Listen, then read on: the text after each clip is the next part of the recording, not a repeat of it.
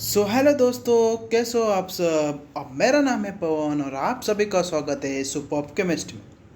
तो दोस्तों, आज का टॉपिक जो मैं लाया हूँ वो है कार्ल फिशर टाइट्रेशन के ऊपर पूछे जाने वाले इंटरव्यू क्वेश्चंस एंड उसके आंसर क्या होने चाहिए। तो आज हम इस वीडियो में देखने वाले हैं। दोस्तों, कार्ल फिशर को टाइट्रेशन के ऊपर इंटरव्यू काफ़ी बार फार्मास्यूटिकल के कंपनी में इंटरव्यू के कुछ में पूछे जाते हैं। क्या क्या क्वेश्चंस देते हैं वो आज हम इस वीडियो में देखेंगे। तो सबसे पहला क्वेश्चन जो आता है वो नॉर्मल रहता है कि व्हाट इज़ कार्ल फिशर। इसका आंसर है कि Karl Fischer USP general chapter number 921 water determination. तो ये सबसे पहले जनरली वही क्वेश्चन आता है कि what is Karl Fischer general chapter number as per USP. तो इसका जो आंसर आएगा 921। Okay, now second, what is volumetric Karl Fischer titration principle. तो कार्ल फिशर के प्रिंसिपल क्या होता है। तो उसका आंसर वो है कि it is a titrimetric determination of water is based on qualitative reaction of water with anhydrous sulfur dioxide and iodine presence of suitable base. Water and anhydrous sulfur dioxide and iodine reaction होता है, water molecules होता है, anhydrous sulfur dioxide होता है और iodine होता है, और उसमें प्रेजेंस होता है बेस होता है, उसके साथ रिएक्ट करेगा। Okay, so this is the principle of Carl Fisher titration. Okay, now that is question number 3, that is how many methods of determination of water। कितने टाइप के मेथड्स होते हैं वाटर केस में। There are 2 methods of determination of water. Water को determine करने के लिए अपन के पास 2 मेथड रहते हैं।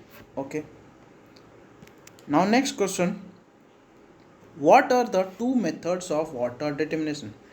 अपन ने देखा था कि 2 मेथड रहते हैं। कौन से 2 मेथड रहते हैं।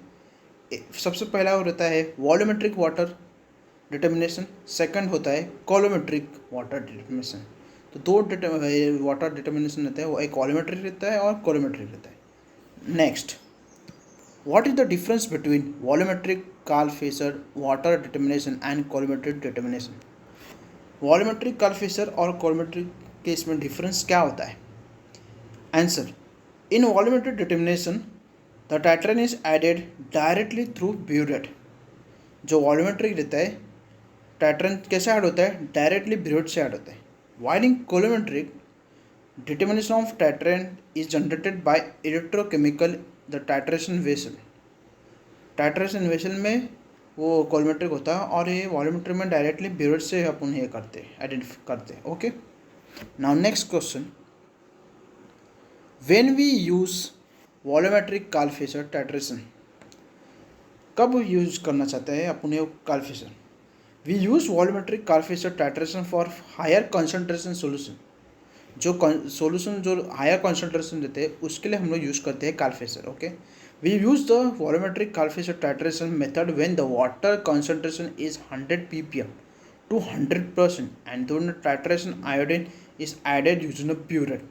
जो आयोडीन रहेगा ब्यूरेट में और उस कंपर का कॉन्सेंट्रेशन रहेगा 100 ppm और 100%, तो वो टाइम पे अपन ये कार्ल फिशर यूज़ करते हैं। Okay, now next, why do we use volumetric Karl Fischer titration for water determination. जो वाटर डिटरमाइन करेंगे, कौन सा एग्जाम्पल ऑफ कंपाउंड, कौन सा भी कंपाउंड हो गया, सैंपल रहेगा, वो वॉल्यूमेट्रिक ही क्यों यूज़ करते हैं।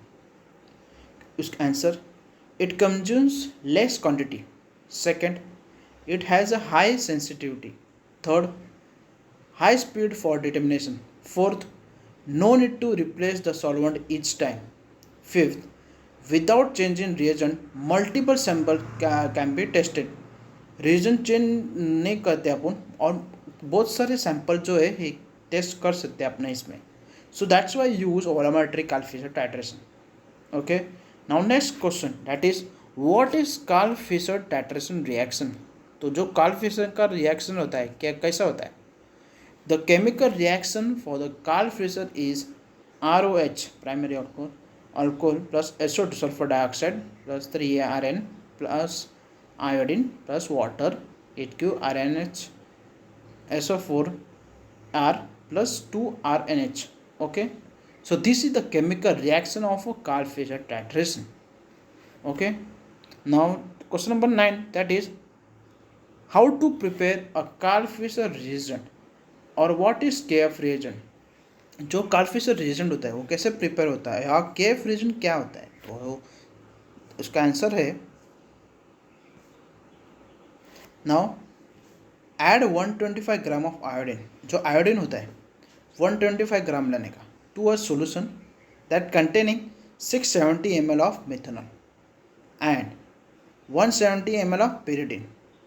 आयोडीन लेने का, मिथेनॉल लेने का, pyridine लेने का, मिक्सर करने का. Place 100 ml of pyridine in 250 ml of graduated cylinder. जो ग्रेजुएटेड सिलेंडर होगा उसमें 100 ml pyridine रखने का. Keep the pyridine cold in ice bath. Pass in the dried sulfur dioxide until the volume reaches to 200 ml. क्या पास करने बोला है? Sulphur dioxide. Slowly add this solution with shaking to the cool iodine mixture. Allow the solution to stand overnight. मतलब full एक 1 day रखना पड़ता है. Okay. Commercially available Karl-Fischer reagent pyridine free can be used. अभी आपको पास lab में commercially free pyridine reagent मिलता है बॉटल में, वो also we can use. Okay, now next question,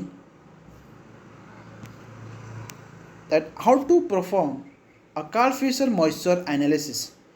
moisture analysis जो रहता है वो कैसे परफॉर्म करने का. ना उसका आंसर जो होता है वो है clean the previous traces of sample solution from the titration vessel, rinse it with suitable base, fill the required quantity of suitable base into a vessel, start the instrument and wait till the drift is ready. Once the drift is ready, then weigh and add your sample quantity into the titration vessel without touching the vessel wall.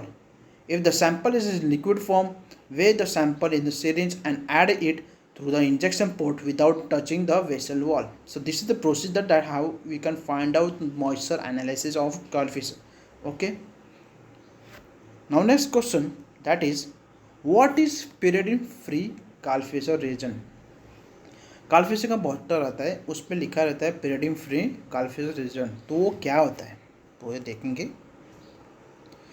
Pyridine free Karl-Fischer reagent means pyridine is replaced by imidazole of routine uses. जो अपन routine uses के लिए use होते हैं वो imidazole replace करते हैं, इसलिए इसको बोलते हैं pyridine free Karl-Fischer reagent. Okay. Now next question, that is what is drift in Karl-Fischer titration. Drift रहता है. Drift is a background moisture that detected by Karl-Fischer titrator. Okay. Now next question, that is what are the content of KF reagent. तो KF reagent में रहता है क्या क्या content रहता है. उसमें रहता है सबसे पहले that is sulphur dioxide, second iodine होता है, थर्ड pyridine या इमिडाजोल होता है, एंड सुटेबल बेस होगा, मिथेनॉल होगा and ethanol. So this is the content that in there in KF reagent. Now why pyridine not use in KF titration. KF titration में pyridine क्यों नहीं use कर सकते, तो उसका आंसर है that pyridine is carcinogenic.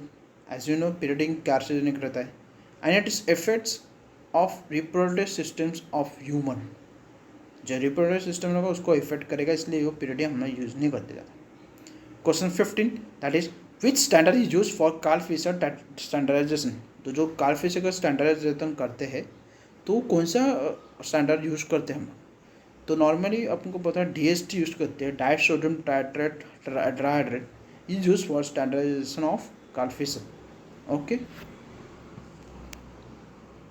Now next, why DST is use for KF standardization. DST ये क्यों यूज करते हैं और कोई नहीं, because it is a primary. DST वो क्या है, प्राइमरी स्टैंडर्ड रहता है, वो स्टेबल कंपाउंड है. It is a stable as well as non hygroscopic and it is stoichiometric. Water content जो होता है उसका वाटर कंटेंट 15.66% होता है, इसलिए हम लोग DST ही यूज़ करते हैं KF स्टैंडर्डाइजेशन को.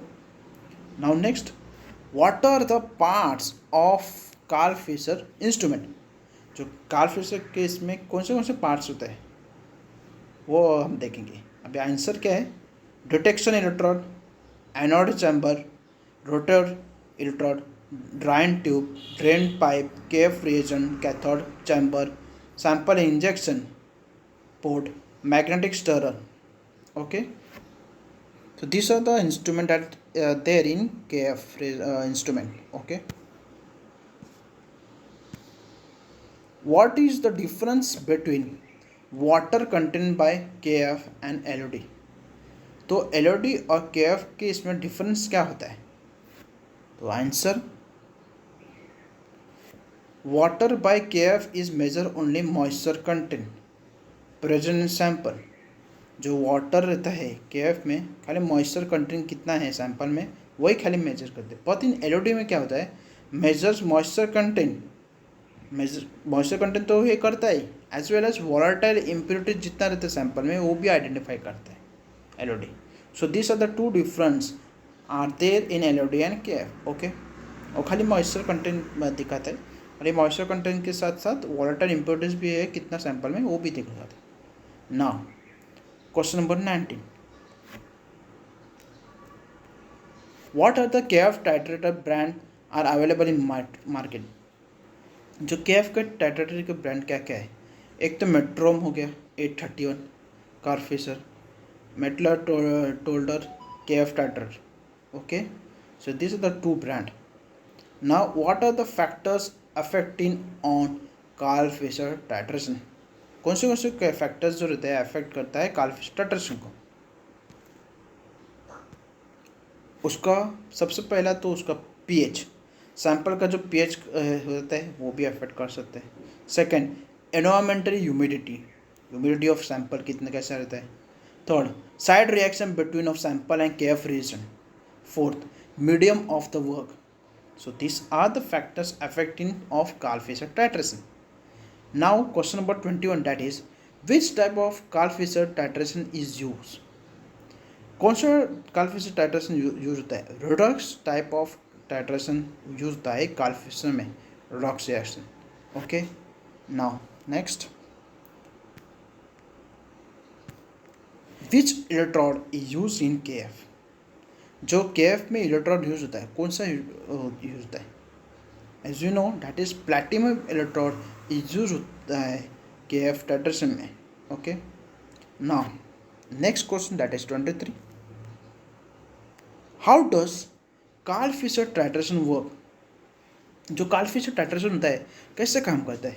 तो उसका answer, there are the two methods of Karl Fischer titration. एक तो कोलोमेट्रिक कार्ल फिशर, एक volumetric Karl Fischer. Okay, coulometric titration में the reagent and solvents are combined in titration vessel. The sample is dissolved into titration cell, releasing the reagent by induction of electric current. The amount of current is needed to release enough reagent to convert the water into the non-constitutive chemical determines the amount of moisture in the sample. Here the endpoint detected electrochemically. Okay, तो ये था कोलोमेट्रिक titration में। और volumetric titration में कैसा होता है, कैसे आइडेंटिफाई करता है? In a volumetric titration moisture determination is based on amount of reagent used to convert the water into a non-conductivity chemical. Here the endpoint detected potentiometrically till the time we have read Carl Fisher titration interrogation, and now we see the colorimetric interrogation.